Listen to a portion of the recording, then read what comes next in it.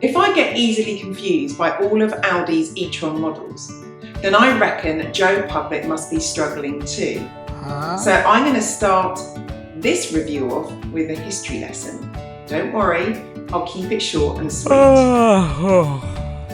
In the 1960s, Audi used numbers to indicate power.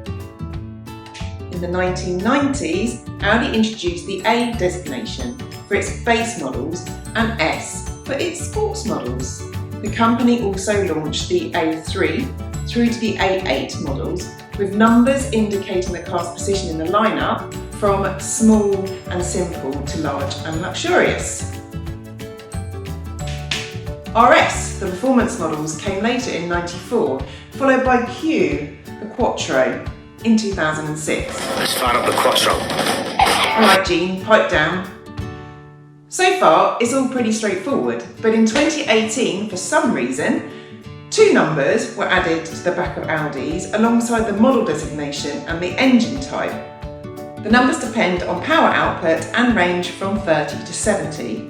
Still keeping up? Good. A year later, the e-tron arrived, and in terms of size, it was between a Q5 and a Q7.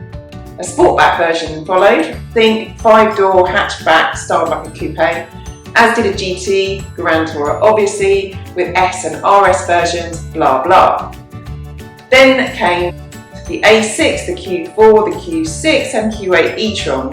You can have the A6 as an Avant, by the way, basically an estate. Apologies if that felt like I was teaching some of you to suck eggs. And for the others, I hope you are now well versed in Audi e-tron's range. This is the Q4 e-tron, updated in 2024 with more power, more range and quicker charging times in the enhanced 45 and 55 versions.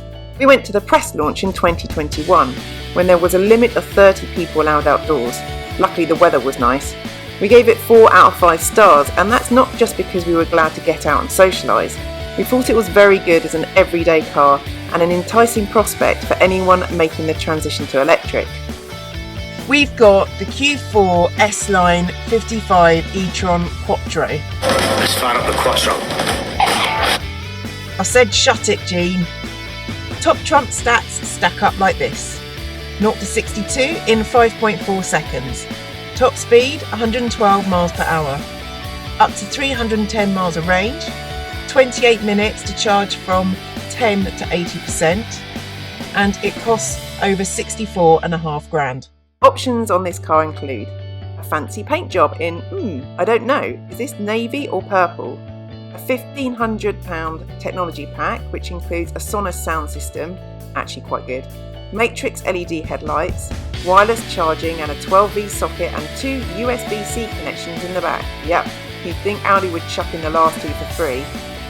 Same with the heat pump actually. Park Assist Plus for idiots who can't steer into a space. And lastly, Pretend Suede for the seats, dash, carpet and headliner. So what's changed then? Well, visually it's not much different.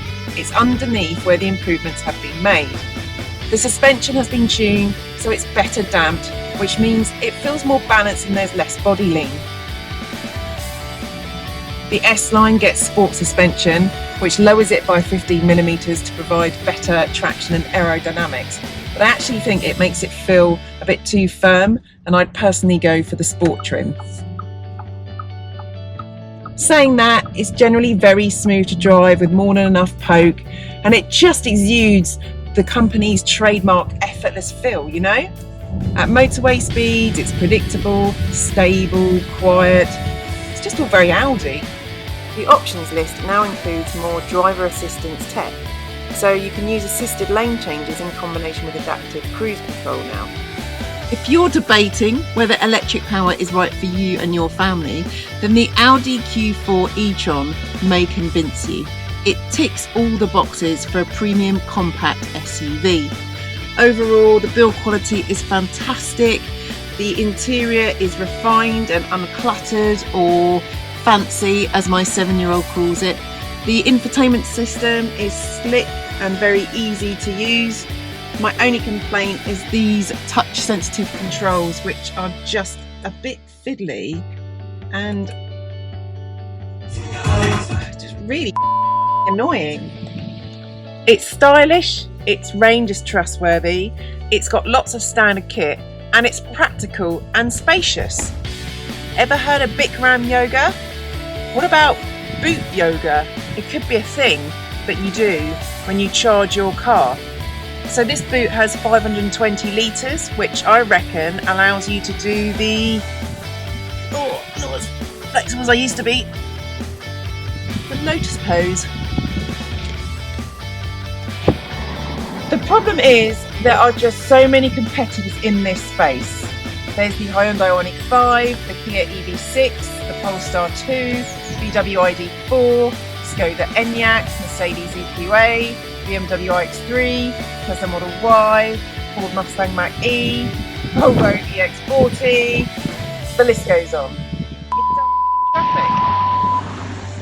It doesn't scream, look at me, but it is stylish. It's better to drive than a lot of its competitors, but it doesn't give you an adrenaline rush. It's not as luxurious inside than some of the others, but it's not bling. For some, it's enough. For others, it's not. It is very good, but it's just a bit beige.